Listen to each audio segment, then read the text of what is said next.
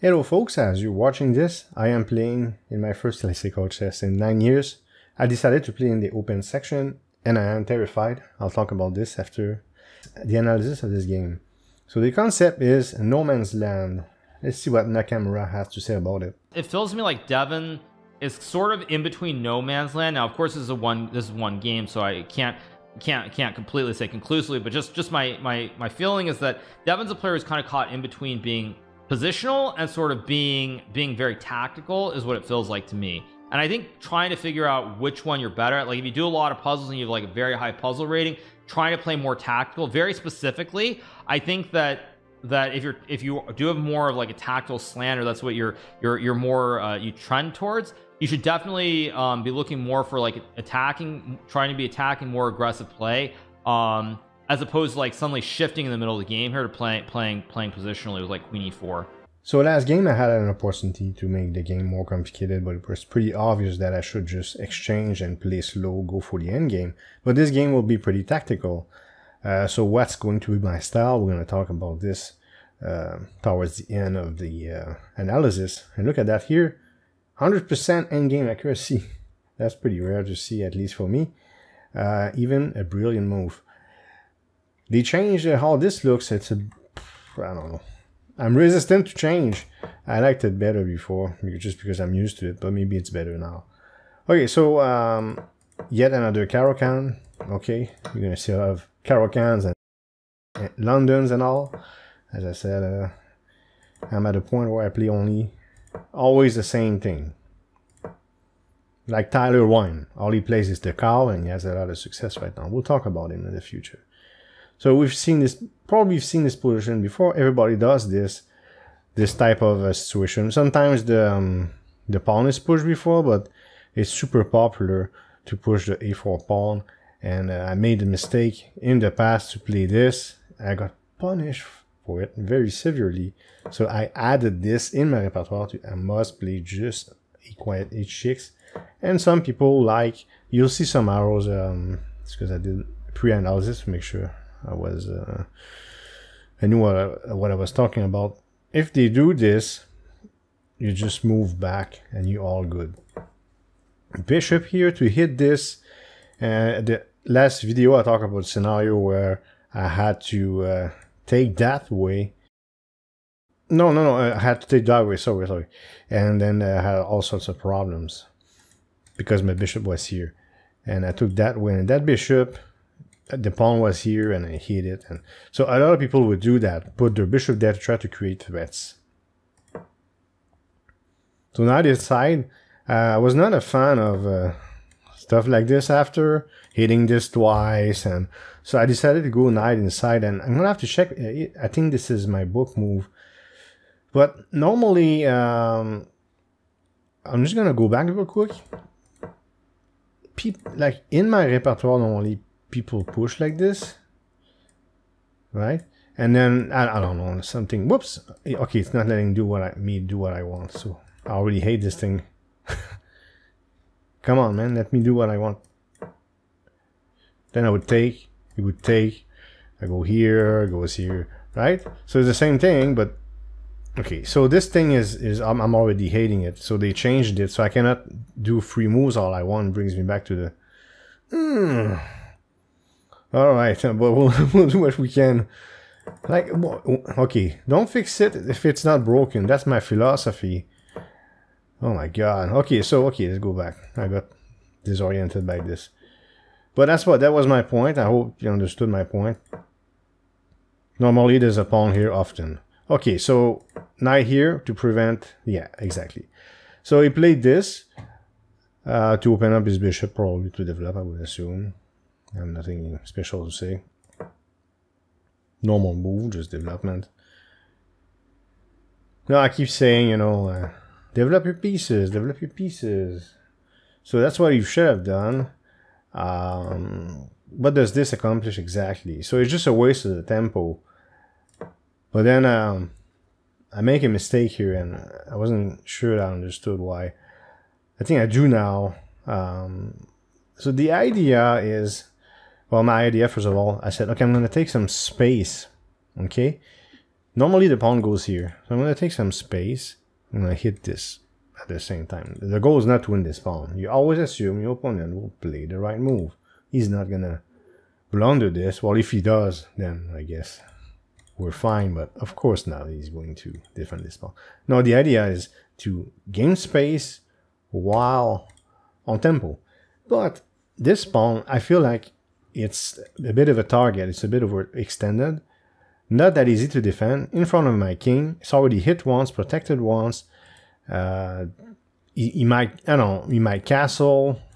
He might push this with the other. If I take, maybe there's ideas open file against my king.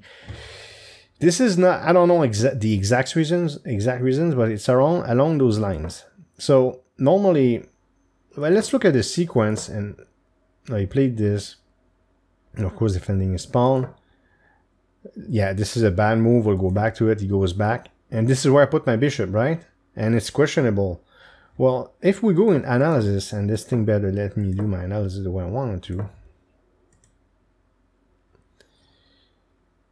It's e6 instead. And for a more solid scenario, then say a3. That's fine. And then, you see bishop d6? All of a sudden, bishop d6 is good. Because now my pawn's here. Right?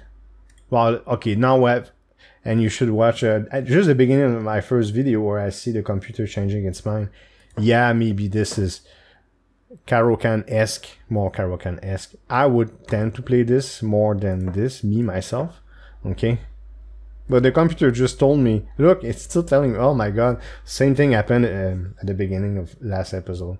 But yeah, I go here, right? And it's nice and solid and everything's okay.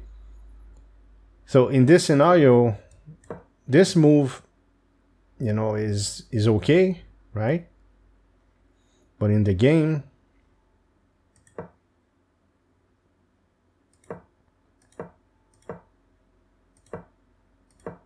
it's not so okay because, well, yeah, I'm stuck having to defend my pawn, right? It's exposed. My bishop is not fantastic.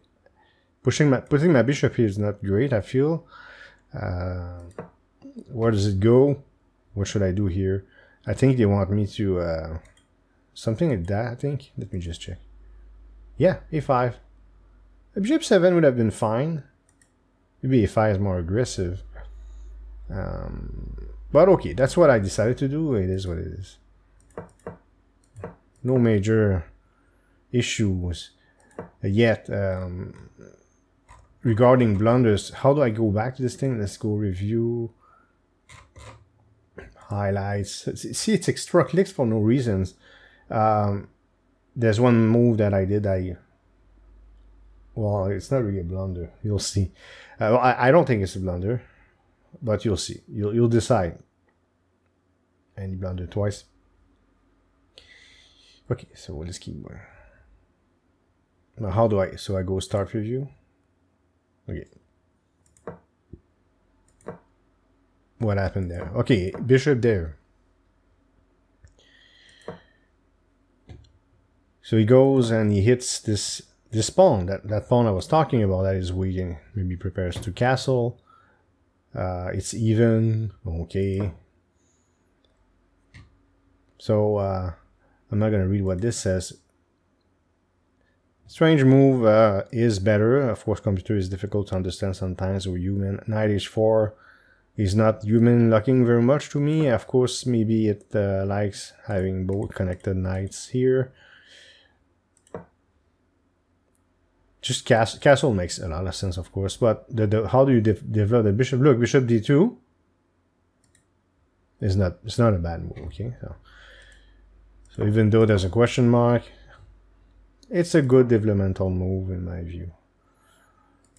Take it with a grain of salt. I keep repeating it, but it's Stockfish 16 Lite Edition, and the analysis is done instantly. The computer does not have the time to think. That's why in my last video he keeps contradicting himself, because in the analysis he said one thing, and then you go in the review he said one thing, you go in analysis, and then he contradicts himself and drives me insane. But I'm learning to understand the computer better. By the way, he did play this knight h4 move, which is a fantastic move.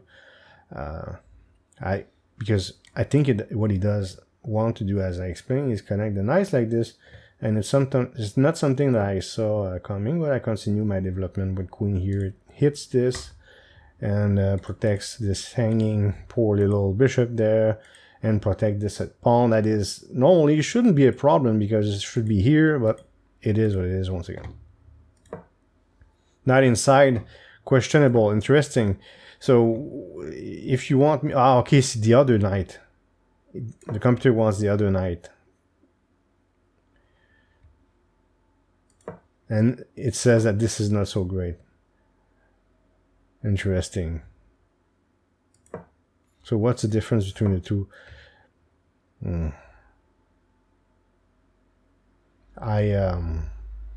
Let me know in the comments what's the difference between the two.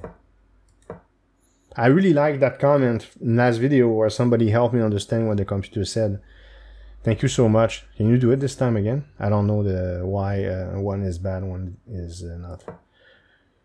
Now I pushed c5. c5 is a very common move for black in situations like this. In the Hikaru can eventually end up pushing c5. It felt like a natural move to me. I mean, this is even, as you can see. I can go back and review if you like, but this is you see 0.94 plus 0.94, but in reality it's 0.17. It's even. You see, again, I keep proving it just because I seem to be arguing with the Stockfish while I do play not at my level 1900. So here I was rambling here. So what happened? He took away my bishop pair. Now he has a bishop pair. He's counting on that. But I like my knight bishop better than his bishop, and I do have attention on his bishop. He agrees, he moves it back, and all of a sudden black has the upper hand. So this nice and solid system there, you sort of, it's not that you lose the game or anything. It wasn't winning, but no, 0.37, if I go there, 0.22, whatever it takes, all of a sudden it's even. Queen takes, right? Pawn takes. Does he have to take? I don't know. I'm not sure what I would have done here if he didn't take. But when he takes, it's a suspect move, I suppose, because I can take on tempo on his bishop, make my knight better. Let's keep going. Bishop back. Aha. So, style of play, no man's land, right? Where I'm in a situation where I had to decide what is my style. So when I was young, I was really aggressive, attacking all the time, and making crazy moves, creating opportunity, opening lines, doing tactics. So my tactic is what, 2900 or something on chess.com, and I'm trying to push it to 3000. It's very hard to do. When I got older, in my 30s, I became more positional. So if I was to play calm and positional here, I would have to, well, first of all, I would have to think about that. I didn't prepare an answer to this. But let's see what the computer says. I should play maybe knight a4, rook a c8. Yeah, maybe centralizing my knight seems, yeah, it's the type of move I could see myself playing. Rook a c8, right? Nice and calm. But in this case, it's not experimental. But to me, this was sort of an automatic move. So if we look at the situation, I'm almost up a pawn in terms of positional. I'm going to sacrifice my my bishop for 2 pawns, and it's near even. And this is exciting to do, exciting to play, and it felt right. I don't know how to explain this. It felt right. Now, computer says a blunder, obviously, because I go from plus, minus 70 something to plus 60 something. It takes. I take on check. Okay, so now the game is crazy. So it's a very different style. So I'm gonna have to decide what kind of style I want to go for, and I have an answer for you after we're done with this. So apparently it's the only move. Now I'm gonna bring everything into an attack. I'm all in. It's like poker. Okay, here he panics. I don't know. He threatens this, I suppose. No, that's the thing. When you attack people, they can panic at all levels, of course. I mean, when you watch Hikaru play, he's so aggressive. It's pretty insane, and he threatens everything all at once. But of course, this I could play more quiet than this. I don't know if I want to play the way he plays. That's for sure. I don't even understand half of what he does. But I want to study him a lot. I'm going to talk about this in a future video. But he really gives us so much. I disagree with a lot of things he says, and I will talk about the things I disagree with that he says. Especially one thing regarding, like the way he talks, a guy like me has no future. I hate that philosophy. It's like you're finished if you're not like a grandmaster by 20 years old or something. I don't know. I don't want to misquote it, but it's along those lines. And it's, I don't agree with that. I don't want to prove. I'm not talking about grandmaster. But anyways, I'm sidetracking. You can see in the mind of a 2800 player, okay, you can see in his mind.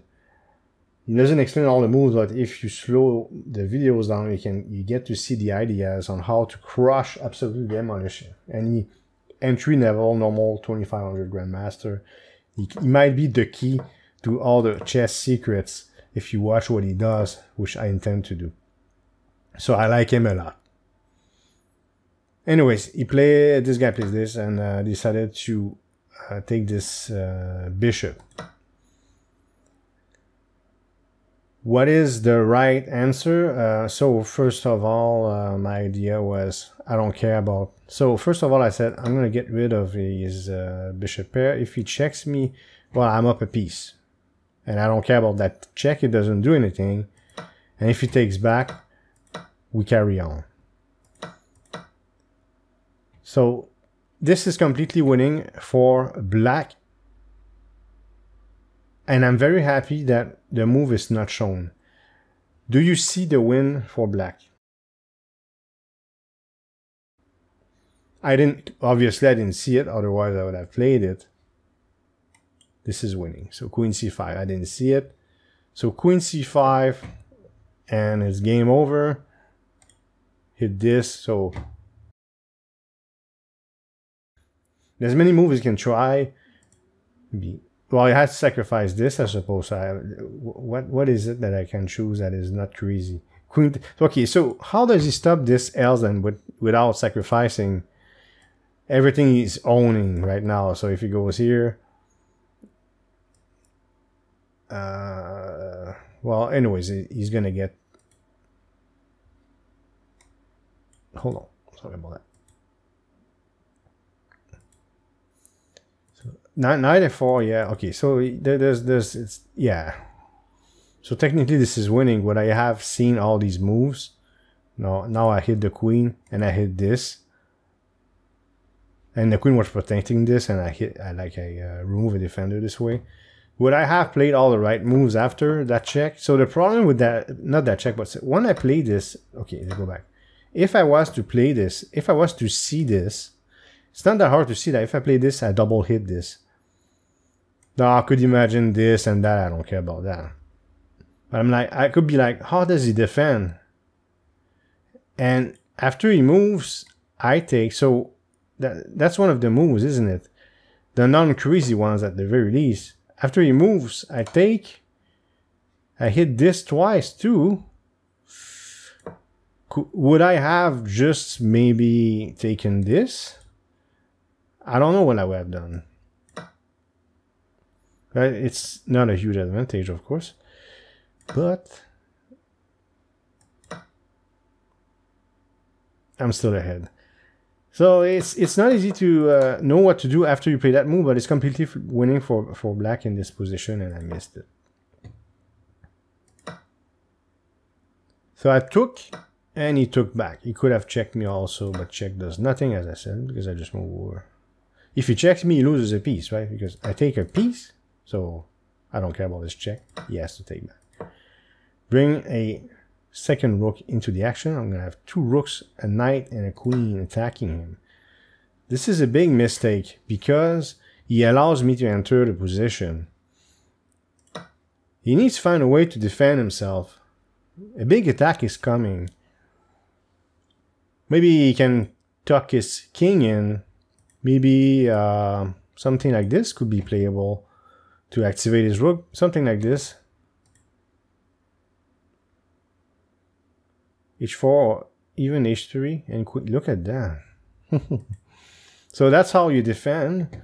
And finding defensive move is very difficult. He decided just to not give any credibility to my attack and just take a pawn.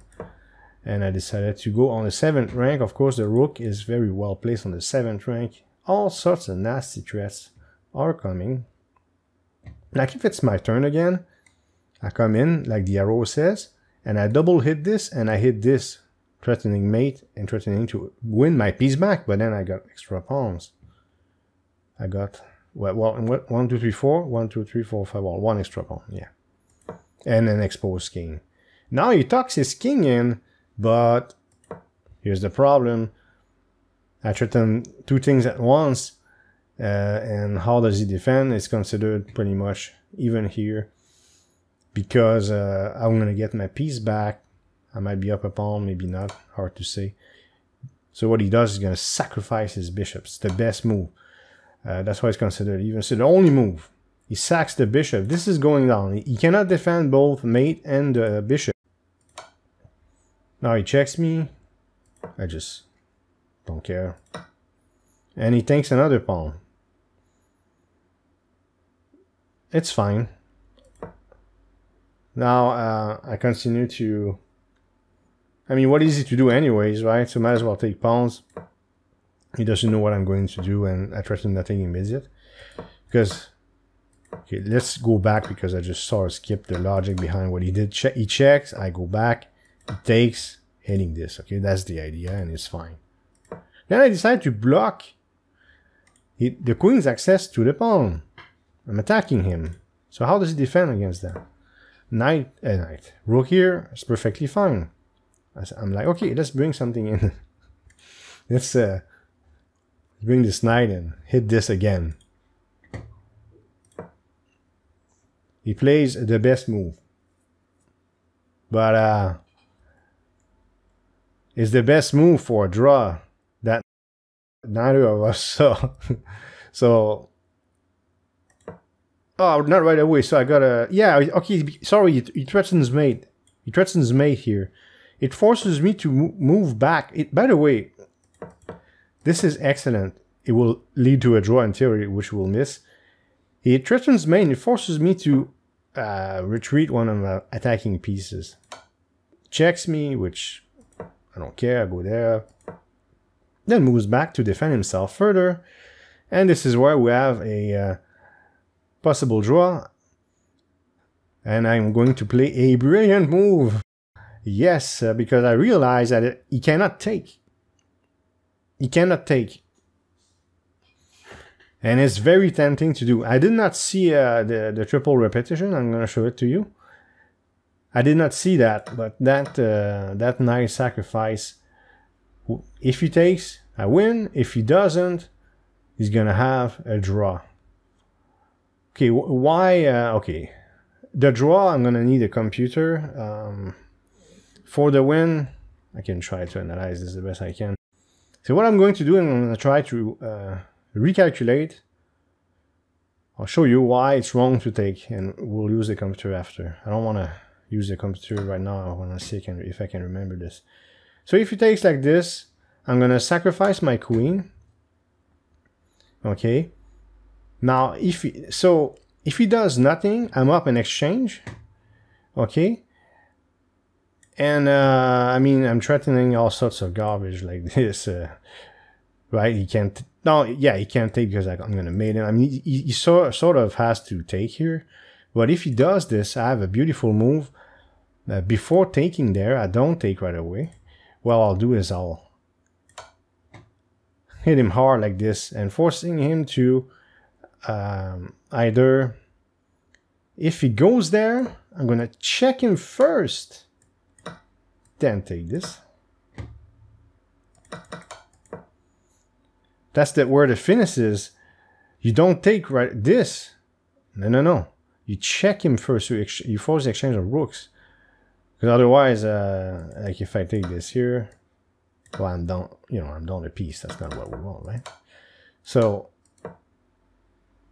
when you do a lot of puzzle, this is not that hard to see. So this, that, on the board even. And then I take, right? And I have a next hand. Of course, this is winning for black.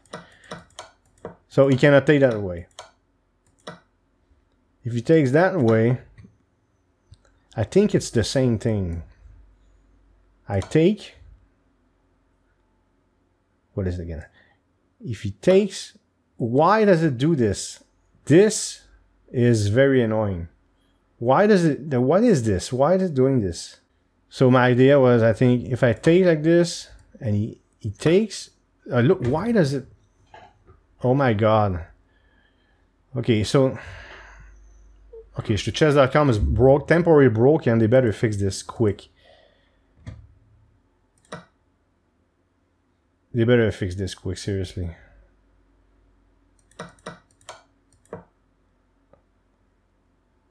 So what I showed you, by the way, is the actual game. That's why it let me, but it doesn't let me show. So what I showed you is the actual game. That's what happened. He actually did this. This is actually happened in the game. And he resigned here. But the stupid thing doesn't let me analyze the other way around. So I'm gonna go in analysis only. So go analysis only. And I didn't want to see what the computer shows, which sucks. But I was asking, what if he takes this way? I was about to say queen takes, and if he takes like this, okay, I have rook here. I'm trying not to believe me or not. And it's the same thing as this finesse check here and this. So I calculated all that shit in real well, it's a daily game, so on classical chess speed. Okay, so apparently, so if you're in review, you have to go in analysis to calculate any. It brings, anyways. It doesn't let you branch off the review itself. Well, how about that draw though? Okay, the draw, very hard to see. The draw is a triple repetition, but the knight is in the way, so the move is knight e3, and like I don't have, like maybe I win material or something. Let's say I win like the rook, and there's nothing I can do against. Check goes here. Nope. No. And then check here. Triple repetition. And go back here. Yeah, he missed it. Okay, he completely panicked when I sacrifice a knight like this. He completely panicked. So you can see the difference in style. So Bobby Fischer once said, people asking him, hey, what's your strength? Are you better, let's say, are you better opening, middle game, or end game? And what is your style? Something like that. And he said, always play the best moves. I think in this game, go back. In this game, this felt right, and I did it. And in other games, it wouldn't feel right, and I would probably play something like this. So I think maybe I won't have a style. And I'll try to read about that. Just playing the position that it is and not force things. But I think at a high level chess, you have to create chances.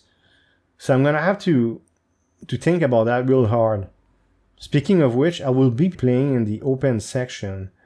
I have a Excel spreadsheet. Here's the spreadsheet of people who pre-registered, and I inserted myself. I'm not pre-registered, I'll register on site. So the person who owns the club at which I played last week said there's too many sections, so there might not be enough people in each section. But this is pre-registration, so clearly there'll be more players than this. But look at that. In this situation, I'm 13th favorite, and in the first game I would play an international master. But what they do, they divide the board in two. Not the board, but they divide the group in two. And number one of group 1 plays number 1 of group 2. So 1 would play 10, 2, 11, 3, 12, and 4. 13, which is me. So I play an IM first game. And of course, am I ready to beat IMs? No, but the goal is to gain experience. I have no idea how well I'll perform, and it's a bit terrifying because I don't feel like I'm playing like a 1900 player. And normally I wouldn't care, but now I have accountability because I have to show to people who are following me the games. So if I do bad, I'm going to have to go over that ego of mine and show you that it went bad and analyze why. But it might go well too. I'm not going to go there and say, I'm going to lose. No, I'm going to give my absolute best. Also, I look at the U2000. I'm not going to show you a spreadsheet, but if I was to play there, I would be the #1 favorite player, the highest rated player. Therefore, I would have to do 4.5 in 5 or 4 and 5. Let's say 4 and 5 to break even probably, or 4.5 and 5 to make any progress, basically win everything. And we know I'm not at 1900 level. And you have always this puncher's chance against anybody. So I might as well take my chances against much higher, like titled players against which I need to gain experience. And it will be more interesting to watch me play against. We've got 3 Grandmasters, 1 International Master, 1 FIDE Master. My goal is FIDE Master, and 2 National Masters right now. And there will be more players. So I'm expected to finish 13th instead of #1. Not as bad. Okay, it's rated FIDE, Canada, Quebec. So I'll let you know how it went. I'm getting surgery in my face. It's minor surgery. So if and when I appear on camera, you might see something in my face. Ignore that. I'll mention it also when I'm on camera. Will I be on next video? I'm gonna try. No promise. It's coming so soon though. Very, very soon. I hope you liked this video. If you did, please hit thumbs up and leave a comment below. If you want to support this channel, you can subscribe and hit the notification bell to make sure you don't miss future videos. Thank you for watching and see you next time.